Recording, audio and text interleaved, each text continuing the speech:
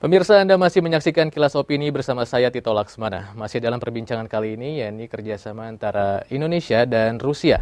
Dan tamu kita masih bersama Bapak A.Ivanov dan Bapak A.Ivanov. Okay, to continue our talk, sir. Can you tell us about the global cooperation in the frameworks of the United Nations, especially about the climate change issue? Well, Russia and Indonesia are natural partners within the framework of the United Nations. We support each other on major issues raised in this international body, including during elections to the different specialized bodies of the United Nations. When Indonesia 2 years ago was a non-permanent member of the Security Council of the United Nations, our delegations in New York cooperated closely, and practically always they had the same positions on major international issues, including the climate change issue. But apart from the United Nations, we cooperate closely with Indonesia in other international mechanisms and forums, such as ASEAN-Russia Dialogue Partnership. Russia is ASEAN Dialogue Partner since 1996. And I'm also the Russian ambassador to ASEAN, not only to Indonesia. Okay. And now Indonesia, this year Indonesia is the chairman of ASEAN. And of course we cooperate closely with Indonesia on the issues of related to ASEAN, including ASEAN-Russia Dialogue Partnership. Oke. Menurut Pak Ako mengenai kerjasama global antara Indonesia dan Rusia? Saya kira kita sama-sama mengadakan pendekatan yang intensif ya. Tapi supaya pemirsa juga tahu ya bahwa yang sekarang yang paling dituntut sebetulnya China atau Tiongkok, karena itu industrinya banyak dan dianggap menyebabkan emisi karbon itu sangat tinggi ya. Sehingga tuntutan global itu sebetulnya bukan ke Indonesia, mungkin nanti karena kita industrinya makin maju dan makin meluas ya. Kecuali Jakarta atau Pulau Jawa, itu China yang sekarang banyak dituntut untuk itu setelah konferensi perubahan iklim di Copenhagen ya beberapa tahun yang lalu. Jadi saya kira Rusia dengan Indonesia itu belum sampai pada tahap yang mencemaskan gitu ya. Kalau menurut ukuran global, justru China Anda tahu kan begitu besar industrinya, jadi banyak sekali industri kecil di daerah-daerah sehingga yang dituntut untuk mengurangi emisi karbon itu adalah China. Kita mungkin di urutan yang bawah gitu ya. Kalau mengenai penebangan hutan, saya kira kita udah masuk kepada moratorium itu karena hutan tropis kita yang termasuk terbesar ya, entah berapa juta hektar selain Brasil gitu ya.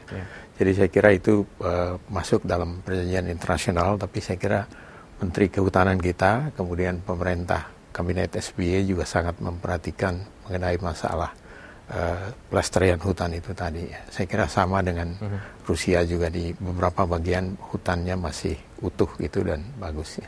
Saya kira itu tambahan. Baik, maaf, sepertinya sudah ada penelpon lagi. Ini dari Bapak Dimas di Jakarta Selatan. Halo, dengan Pak Dimas. Halo, Good evening, Tito, Mr. Ambassador Alexander, and then Pak Ako. Selamat malam. Malam. Yes. Yeah, my question is about, I found some surprising facts that you mentioned before, Mr. Ambassador, about behind the fact of your names, and it's surprising, and it's fun, and it's kind of unique fact. My question is about, related to the education sector. You mentioned before about the cultural relationship between Indonesia and Russia.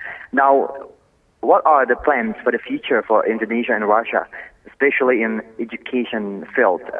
Can you share to us about maybe about the scholarship or something, student exchange maybe? So that's my question. Yeah. Oke. Itu aja Pak Dimas? Ya, itu aja. Terima kasih. Oke, baik. Terima kasih Pak Dimas.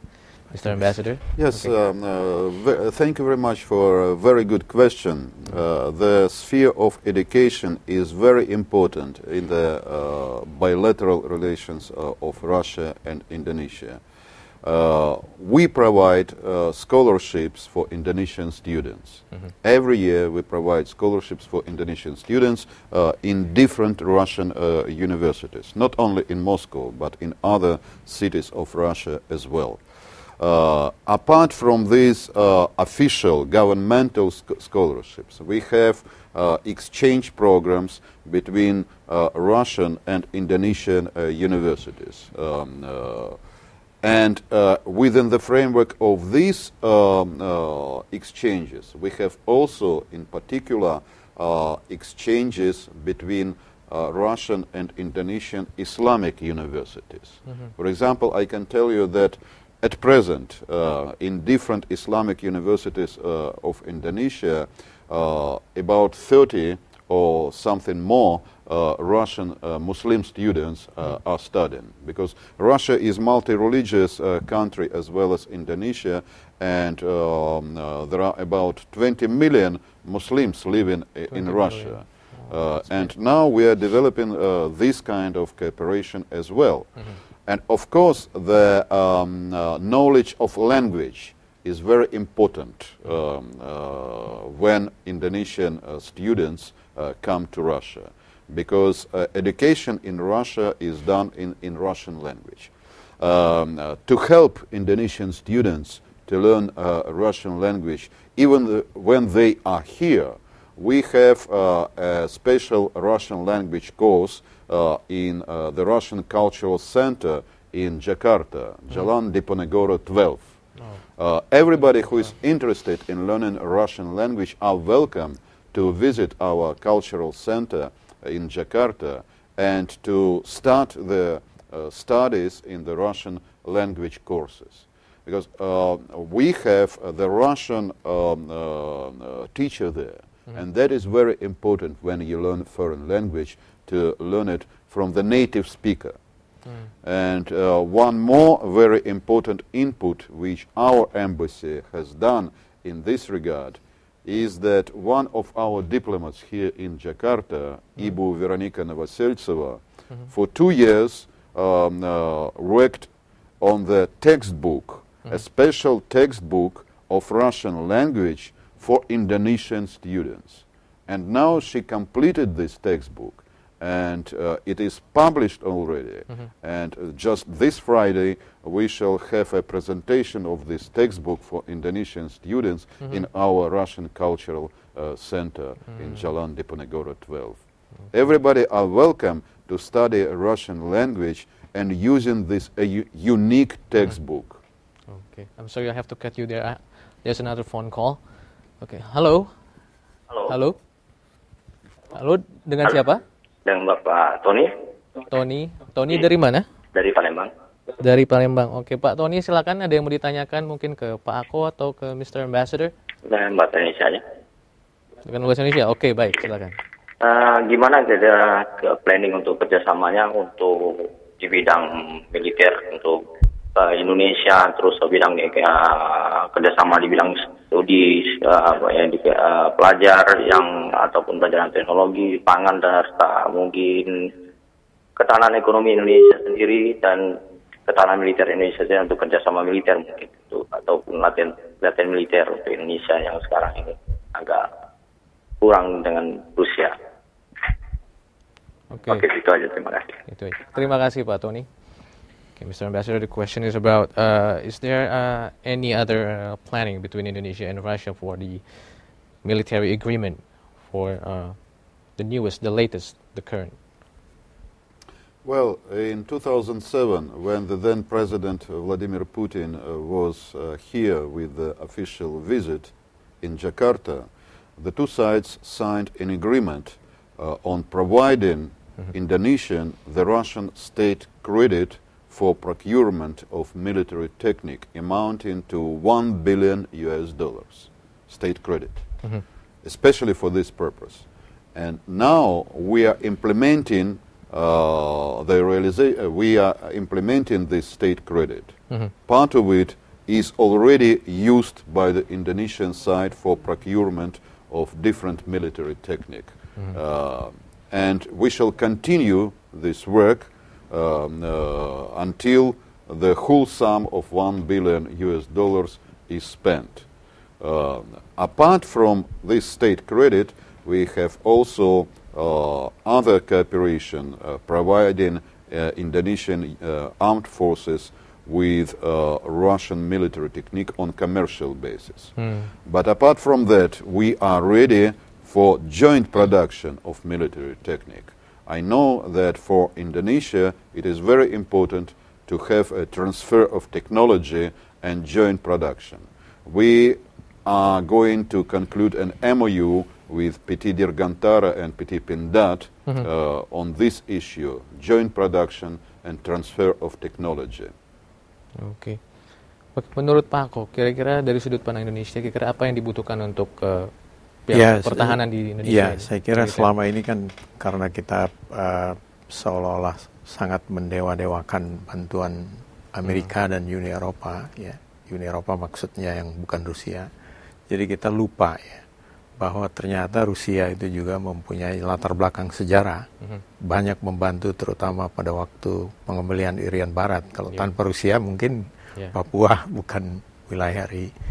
Itu harus kita perbarui paradigma kita ya, bahwa selain negara-negara adidaya seperti Amerika dan Uni Eropa, ternyata ada Rusia yang siap membantu dan bahkan menurut Pak Duta Besar tadi ini $1 miliar itu yang digunakan, dan mungkin kalau ini berjalan baik pasti akan ada lanjutannya. Dan saya kira masyarakat kita juga perlu tahu masalah ini.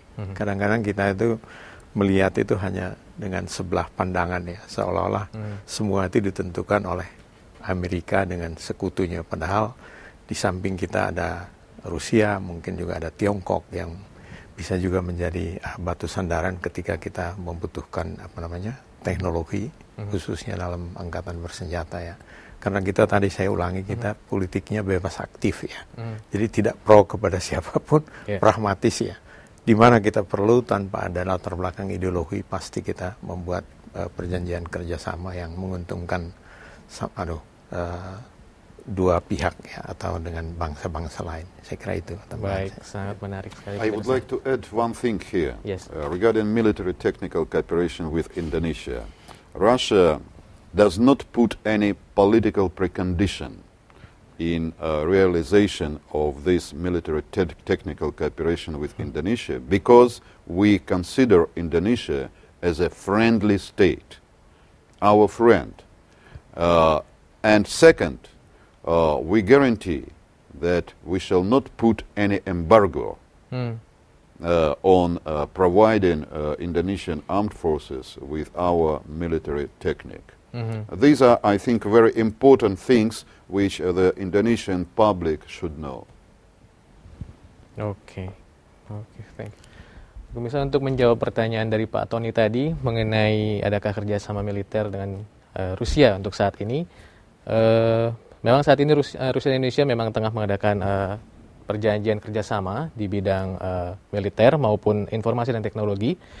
Namun Rusia tidak memberikan prasyarat apapun, dan Rusia menganggap Indonesia ini sebuah negara sahabat, negara yang patut memiliki hubungan yang baik untuk kedepannya, dan tidak akan menjatuhkan embargo apapun secara militer ke Indonesia. Semoga itu bisa menjawab pertanyaan dari Pak Tony tadi. Baik pemirsa, kami akan segera kembali bersama Duta Besar Rusia Alexander Ivanov. Dan don't go anywhere, kami akan segera kembali.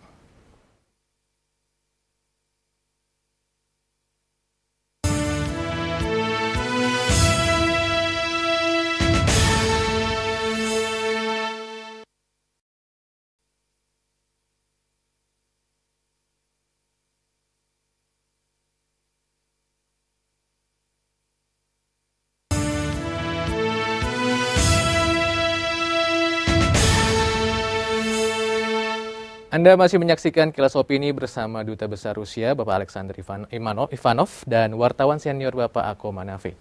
Well, Mr. Ambassador, there's one more thing about we heard about this year, the the first year of Russia to join the East Asia Summit in Bali, in Indonesia. Is that correct? Yes, that's correct. Russia applied for the membership in East Asia Summit in 2005. Since then, our official application was considered by ASEAN. And last year, it was taken a decision to admit to ASEAN, Russia, and the United States. And this year, in November, in Bali, for the first time, the Russian president will take part in East Asia Summit. We are grateful to the Indonesian host to invite Russia to participate in such an important regional mechanism, uniting all the major powers in our common region. And we are sure that Russia will play a very constructive role in the East Asia Summit, proposing its input into solving the problems which we are facing in our common region, and at the same time an input in our economic cooperation, cooperation in the sphere of energy, where the positions of Russia are very strong, as you know. So we are looking forward to cooperate with Indonesia within the framework of East Asia Summit. Oke, thank you, sir. Pak Ako, mungkin ada yang mau ditambahkan? Ya, jadi saya kira KTT Asia Timur atau yang namanya East Asia Summit ini sangat penting, walaupun baru saja ya. Ya biasanya hanya diikuti oleh negara-negara di utara, Jepang, China. Kali ini Indonesia diminta untuk menjadi tuan rumah, dan saya kira ini kesempatan yang terbaik untuk memperkuat gagasan-gagasan kita, bahkan program-program yang lebih realistik ya. Dan apalagi Rusia ikut, tentu ada Amerika dan sebagainya. Negara-negara di daya ini seperti Jepang, Tiongkok, dan Rusia, kita manfaatkan untuk kerjasama yang lebih baik untuk membangun kawasan ini, ya, baik iklimnya, ya, yang sudah disebut-sebut dunia makin rusak akibat perubahan iklim tadi, dan juga kerjasama ekonomi. Saya kira ini yang perlu dipertajam nanti ya dalam East Asia Summit. Ya. Oke, baik, terima kasih Pak Ako. Oke.